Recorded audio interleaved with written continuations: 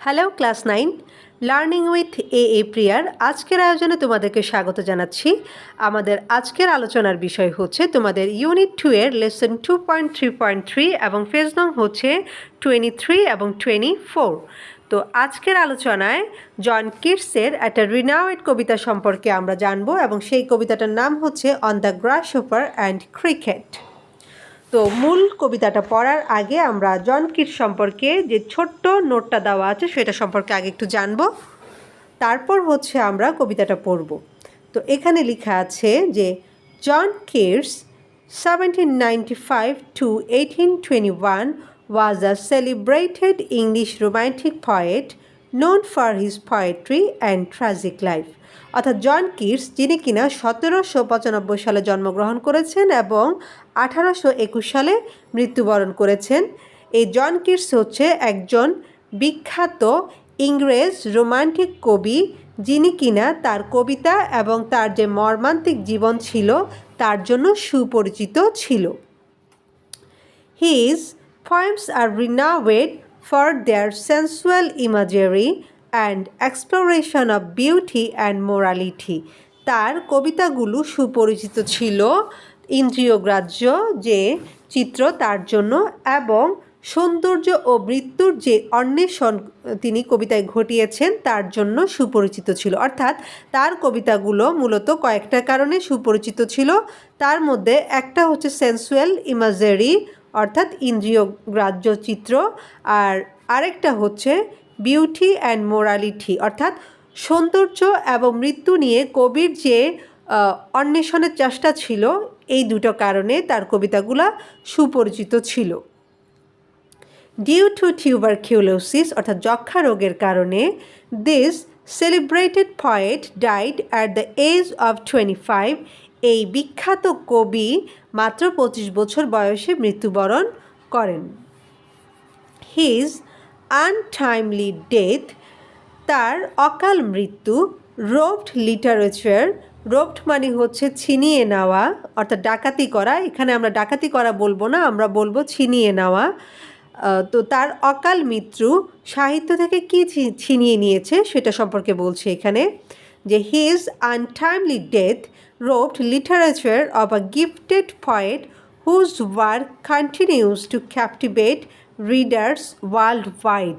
অর্থাৎ তার এই অকাল মৃত্যু সাহিত্য থেকে একজন গিফটেড কবিকে ছিনিয়ে নিয়েছে, যার কাজ বিশ্বব্যাপী পাঠকদেরকে আকর্ষিত করত। অর্থাৎ তার অকাল মৃত্যুর কারণে সাহিত্য একজন কবি থেকে বঞ্চিত হলো এবং যেই কবির লেখাগুলো সারা বিশ্বের পাঠকদেরকে আকর্ষণ করত। তো আমরা এখন কবিতায় চলে যাব।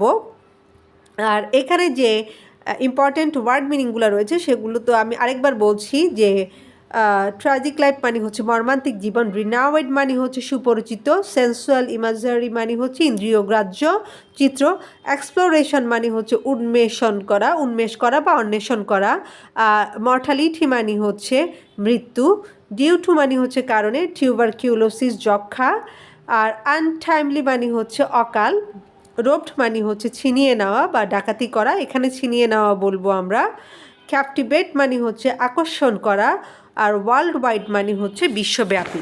তো তোমরা চাইলে ওয়ার্ড মিনিংগুলা তোমাদের বইয়ে লিখে নিতে পারো অথবা একটা নোটে টুকে নিতে পারো। তো আমরা এখন কবিতায় চলে যাচ্ছি। আমাদের কবিতার নাম হচ্ছে দ্য গ্রাসহপার অ্যান্ড ক্রিকেট। গ্রাসহপার মানে হচ্ছে ঘাস ফড়িং আর ক্রিকেট মানে হচ্ছে ঝিঝি পোকা। এখন দেখো কি লিখেছে প্রথম লাইনটায়, the poetry of earth is never dead. পৃথিবীর কবিতা কখনোই মরে না, অর্থাৎ পৃথিবীর কবিতার কোনো মৃত্যু হয় না বা মৃত্যু নেই। এখানে দ্য পোয়েট্রি অফ আর্থ বলতে তোমরা পৃথিবীর কবিতা বলতে পারো অথবা পৃথিবীর গান বা পৃথিবীর সুর, যে কোনোটাই বলতে পারো। কবিতাটা কখনো ওয়ার্ড টু ওয়ার্ড অনুবাদ হয় না, কবিতাটা হচ্ছে তোমার ফিলিংসের ব্যাপার। তো তোমরা এইভাবে বলতে পারো যে পৃথিবীর যে গান বা পৃথিবীর যে কবিতা বা সুর তার কখনোই মৃত্যু হয় না বা সেটি কখনোই মরে না। When all the birds are faint with the hot sun এখানে ফেন্ট মানে হচ্ছে ক্লান্ত হয়ে যাওয়া, নিস্তেজ হয়ে যাওয়া। আর হট সান মানে হচ্ছে প্রখর সূর্যের তাপ বা সূর্যের উত্তাপে, অর্থাৎ যখন সমস্ত পাখিরা সূর্যের উত্তাপে ক্লান্ত হয়ে পড়ে অথবা নির্জীব হয়ে যায়। এখানে হট সান মানে তোমরা তপ্ত রোদও বলতে পারো, অর্থাৎ তপ্ত রোদে যখন পৃথিবীর পাখি বা সমস্ত পাখিরা যখন নির্জীব হয়ে পড়ে and hide in cooling trees, এবং গাছের শীতল ছায়ায় আশ্রয় নেয়, আ ভয়েস উইল রান, তখন একটি শব্দ ছুটে বেড়ায়, অর্থাৎ একটা শব্দ আমরা শুনতে পাই। এখানে যেটা বোঝানো হচ্ছে যে যখন তপ্ত রোদে পাখিরা সবাই নির্জীব হয়ে পড়ে তখন তারা গাছের শান্ত ছায়ায় গিয়ে আশ্রয় নেয়, আর তখনই আমরা একটা ভয়েস বা একটা কণ্ঠ শুনতে পাই বা একটা শব্দ শুনতে পাই, from hedge to hedge about the new mown mead. Hedge মানে হচ্ছে ঝোপ, অর্থাৎ ঝোপ থেকে ঝোপে, আর নিউ মন মেড মানে হচ্ছে সদ্য কাটা তৃণবহুল যে ঝোপ সেটার কথা বলা হচ্ছে। অর্থাৎ আমরা কি করি, আমরা হচ্ছি সদ্য কাটা তৃণভূমির এক ঝোপ থেকে অন্য ঝোপে একটা শব্দকে ছুটে বেড়াতে শুনি বা একটা শব্দ আমরা শুনতে পাই, দ্যাট দ্য গ্রাসহপার্স, এবং এটা হচ্ছে গ্রাসহপারেরই কণ্ঠ। হি টেক্স দ্য লিড, যেই হচ্ছে নেতৃত্ব দেয় বা নেতৃত্বের দায়িত্ব নেয়। অর্থাৎ যখন এই যে সূর্যের প্রচণ্ড রোদে পাখিরা নির্জীব হয়ে গাছের ছায়ায় আশ্রয় নেয় তখন আমরা এক ঝোপ থেকে অন্য ঝোপে একটা শব্দ শুনতে পাই, এবং এই শব্দটা হচ্ছে ঘাসফড়িংয়ের, এবং যেই হচ্ছে এই শব্দ বা এই নতুন গানের দায়িত্ব নিয়ে থাকে। He has never done with his delights, সে কখনো তার আমোদ প্রমোদ থামায় না। ডিলাইট মানে হচ্ছে আমোদ প্রমোদ, তো সে কখনোই তার আমোদ প্রমোদ থামায় না।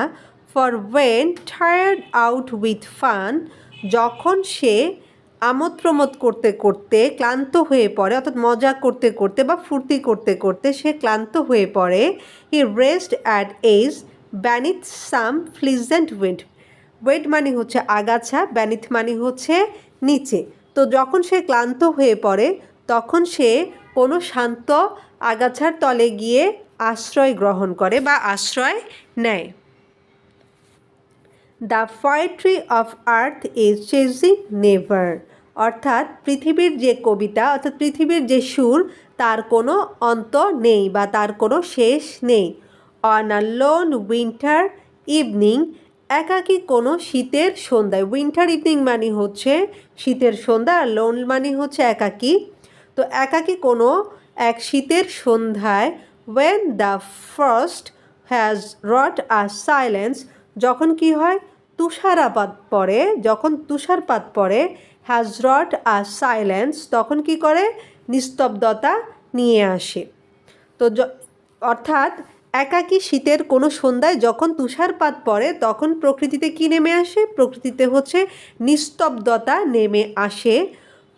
এরপর দেখো, ফ্রম দ্য স্টপ দেয়ার শ্রিলস, শ্রিলস মানে হচ্ছে একটা তীক্ষ্ণ শব্দ। তো ওই চুল্লি থেকে, স্টোভ মানে হচ্ছে চুল্লি, চুল্লি থেকে ভেসে আসে এক তীব্র শব্দ, দ্য ক্রিকেট সং, অর্থাৎ ঝিঝি পোকার গান, ইন ওয়ার্মথ ইনক্রিজিং এভার, যেটা উষ্ণতা পেয়ে ধীরে ধীরে বাড়তে থাকে। ওয়ার্মথ মানে হচ্ছে উষ্ণতা, ইনক্রিজিং মানে হচ্ছে বৃদ্ধি পাওয়া। অর্থাৎ এটা কি করে, এই যে ক্রিকেট অর্থাৎ ঝিঝি পোকার যে গানটা সেটা উষ্ণতা পেলে ধীরে ধীরে বাড়তে থাকে।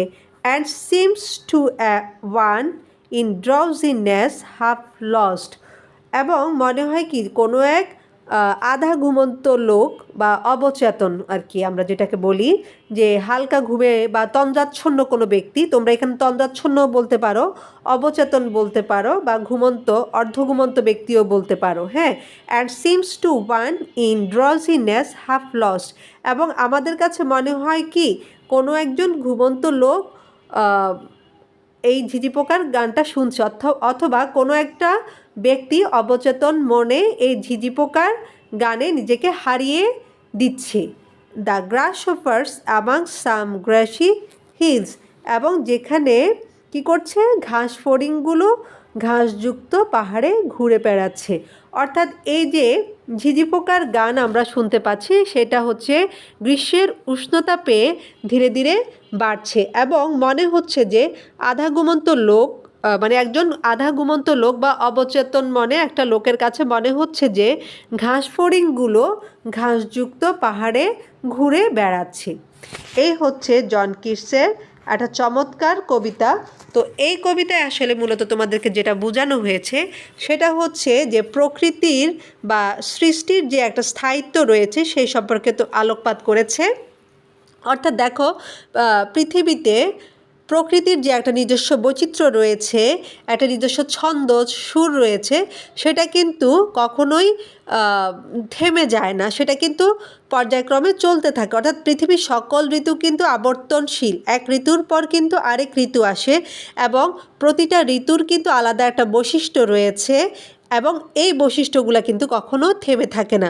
তো প্রতিটা ঋতু তার নিজস্ব ছন্দ নিয়ে, নিজস্ব তাল নিয়ে পর্যায়ক্রমে, মানে অর্থাৎ একটার পর একটা কিন্তু পৃথিবীতে আসে এবং এই ঋতুর যে ব্যাপারটা সেটা হচ্ছে চক্রাকারে চলতে থাকে। অর্থাৎ গ্রীষ্ম এবং শীত, হ্যাঁ, এখানে কবি বেসিক্যালি গ্রীষ্ম এবং শীতকালটাকে প্রায়োরিটি দিয়েছেন এবং গ্রীষ্ম এবং শীতের যে প্রাকৃতিক সঙ্গীত রয়েছে এবং সেই সঙ্গীতগুলো হচ্ছে যেমন ফড়িং এবং ঝিঝি পোকা, অর্থাৎ ঘাস ফড়িং এবং ঝিঝি পোকার সঙ্গীতের মাধ্যমে এই কবিতায় উপস্থাপন করা হয়েছে। তো এই কবিতার মূল কথাটাই হচ্ছে প্রকৃতির যে বৈচিত্র্য সেই সম্পর্কে তোমাদেরকে ধারণা দেওয়া।